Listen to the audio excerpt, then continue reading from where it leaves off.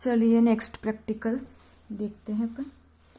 तो एंट्रीज देखते हैं पहले। तो 2017 आपको सन दे रखा है, तो हम डेट में 2017 लिख देंगे।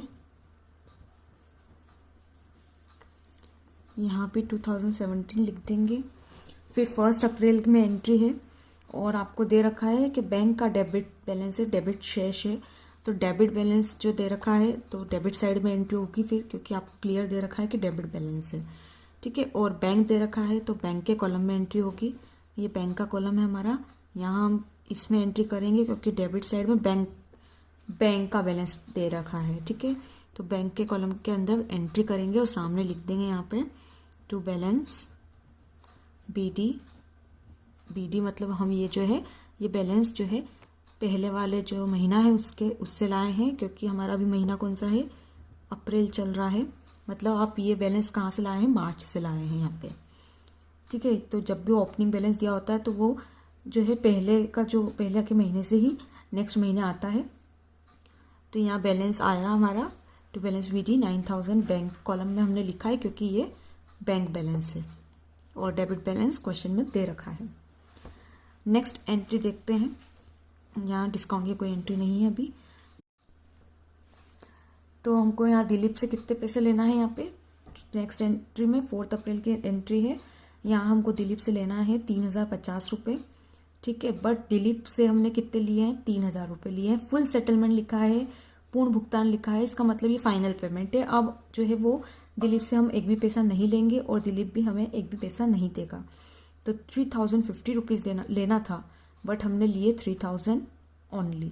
तो यहाँ 50 रुपये का क्या हो गया, मुझे नुकसान हुआ है, जो कि डिस्काउंट के रूप में हो गया एक तरह से, कि उसको 50 रुपये का डिस्काउंट मिल गया है, ठीक है। तो ये तो हमारा एक तरह से या तो आप इसको खर्चे में गिनो या नुकसान में गिनो, बट यहाँ आपका 50 रुपये का क्या हो रहा है, लॉस हो रहा है।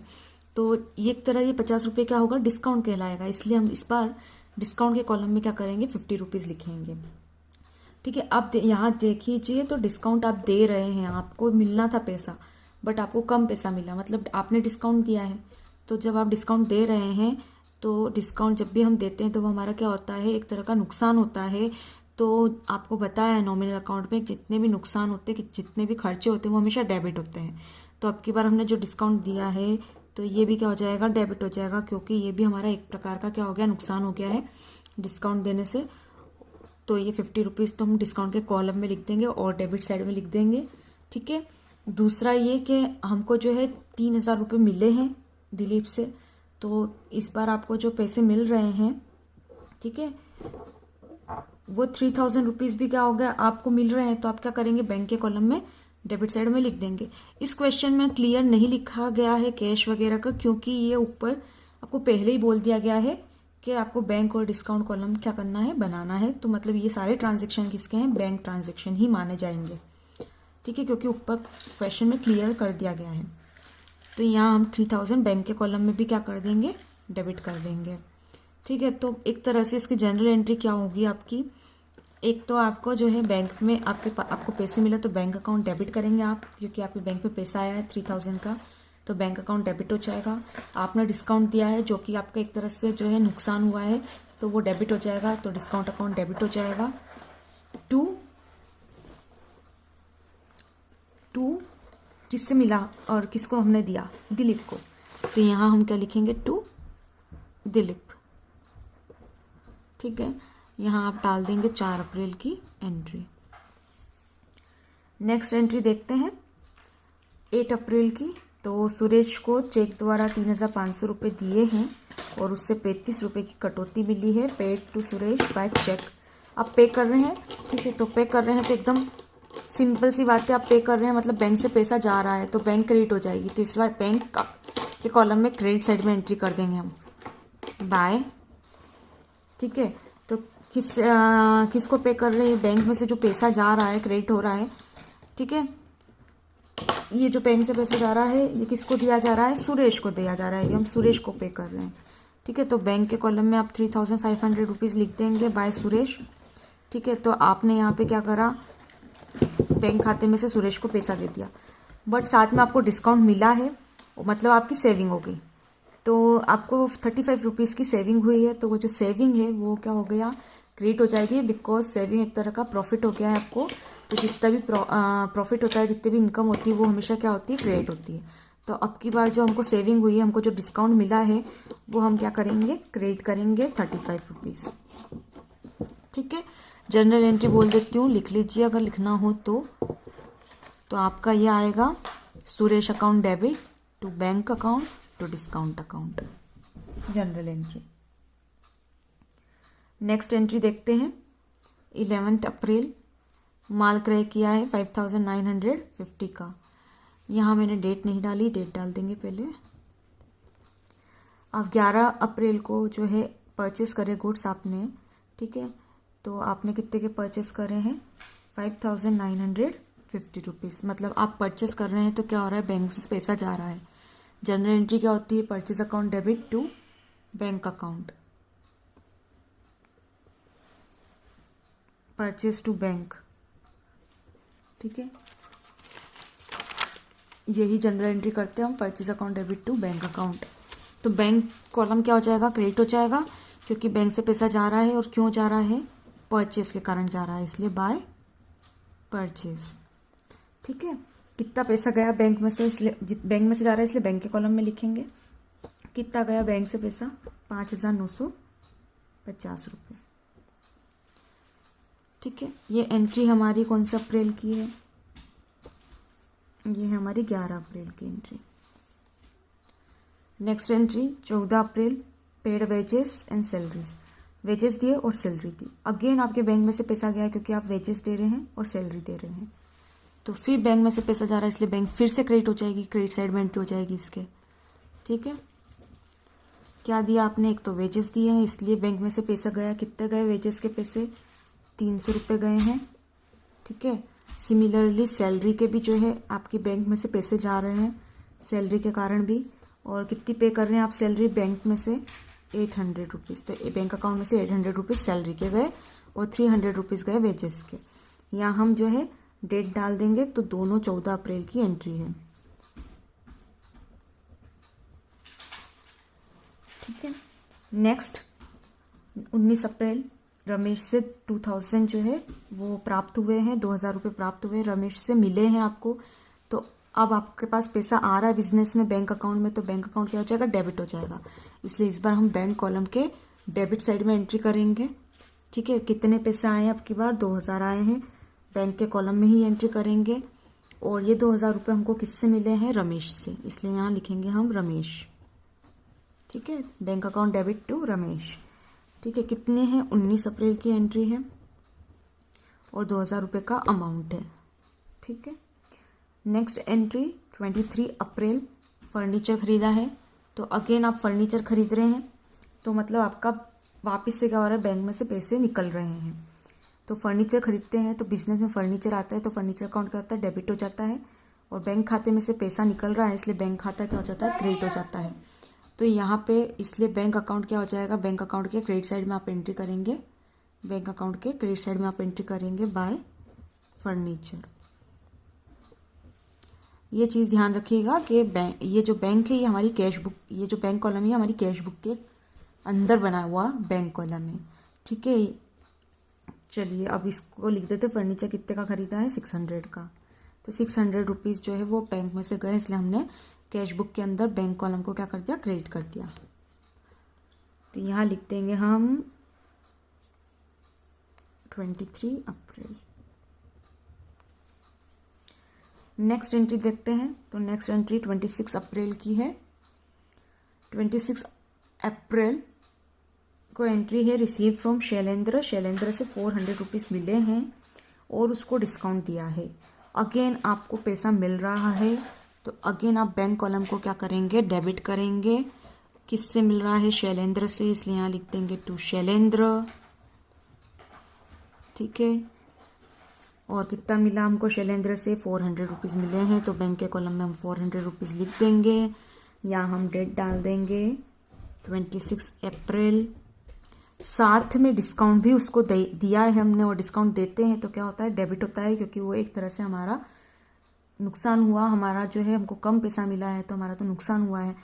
तो all the expenses and losses are debited, इसलिए डिस्काउंट को भी हम क्या करेंगे, डेबिट कर देंगे। हमने उसको 25 रुपये का क्या दिया है, डिस्काउंट दिया है, इसलिए डिस्काउंट भी क्या हो जाएगा, डेबिट हो जाएगा 25 का। ठीक है।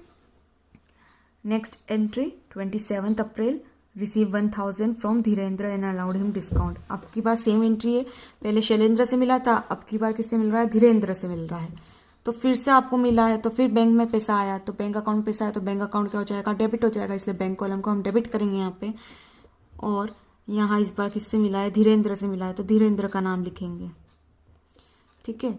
और डेट हमारी 27 अप्रैल। कितना मिला आपकी बार धीरेन्द्र से, 1000 रुपीज़ मिला, इसलिए 1000 रुपीज़ बैंक के कॉलम में आप लिखेंगे।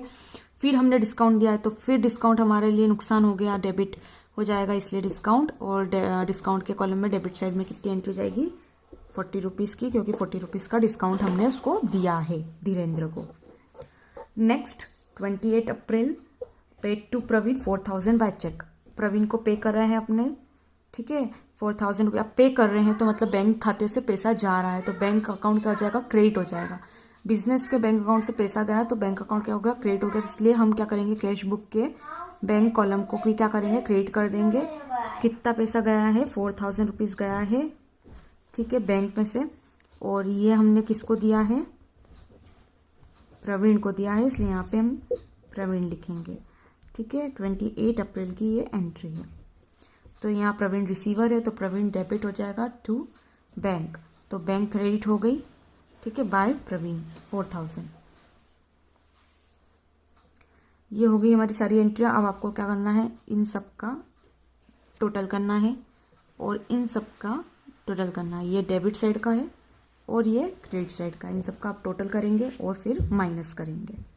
ठीक है। और जहाँ कमी होगी वहाँ बैलेंस आएगा।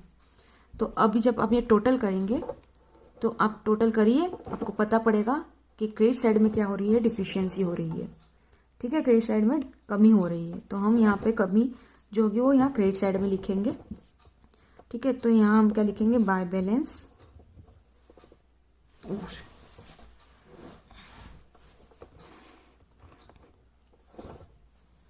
By balance carried down.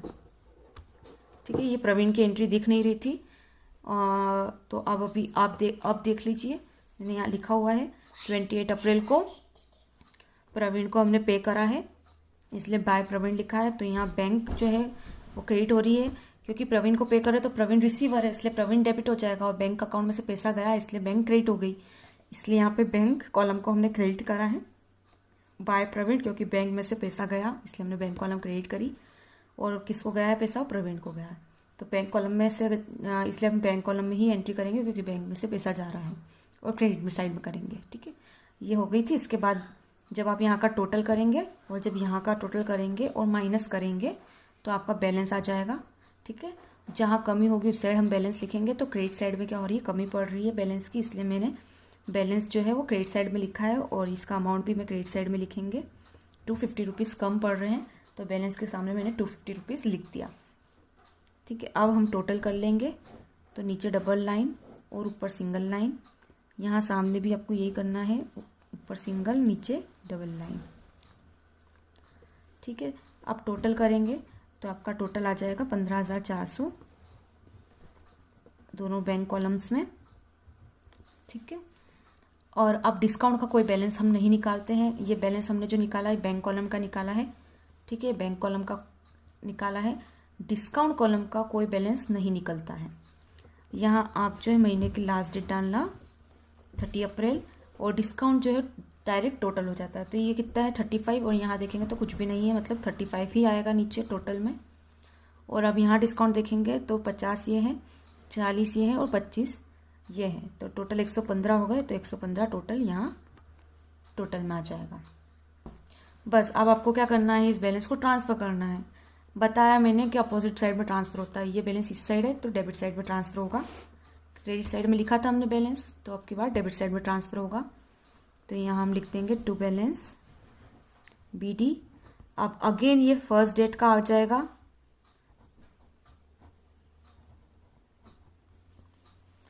अप्रैल के बाद मई आएगा, इसलिए मई लिखेंगे, फर्स्ट मई लिखेंगे।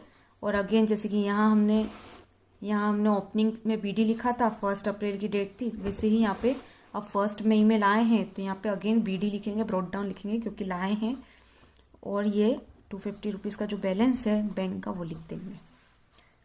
ये क्वेश्चन कंप्लीट हो गया।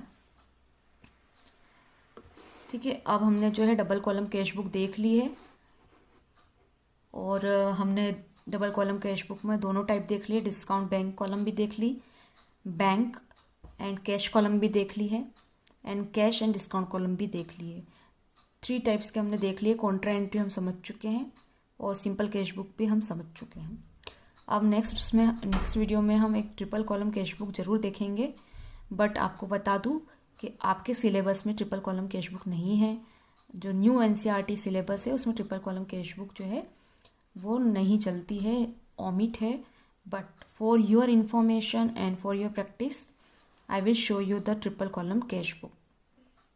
ठीक है।